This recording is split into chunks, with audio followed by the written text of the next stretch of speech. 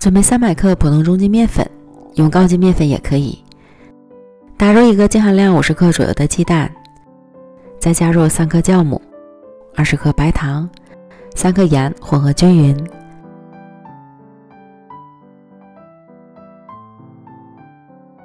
再分次加入130克水和牛奶。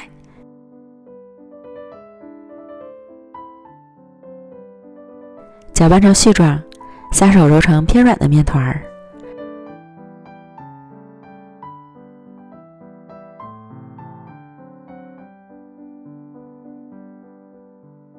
然后再加入15克黄油，将面团揉至细腻光滑。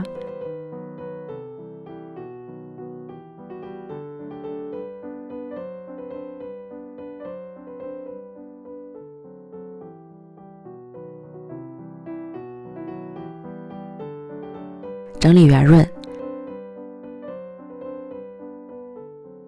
盖好保鲜膜，醒发至2杯大。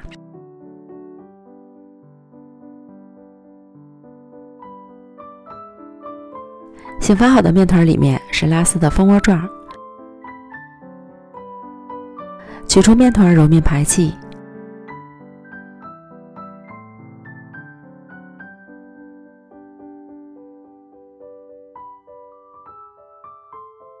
揉成光滑的面团儿，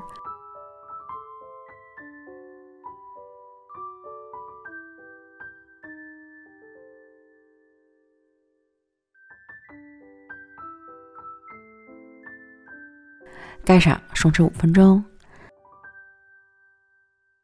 撒点面粉防粘。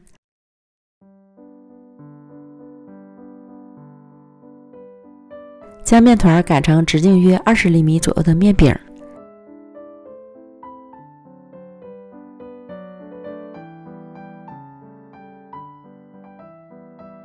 尽量要擀圆，再平均切成8份。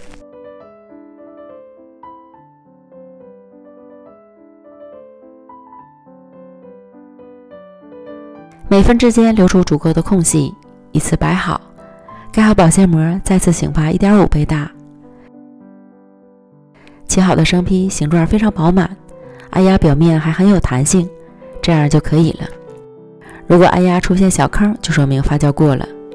锅中油温烧至50%热，下入生坯，全程开小火慢炸。底部炸至变色后翻面，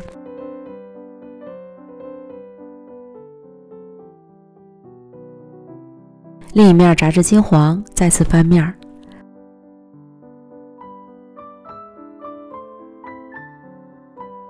两面全部都炸成金黄色，敲击表面形成硬壳状，即可快用捞出。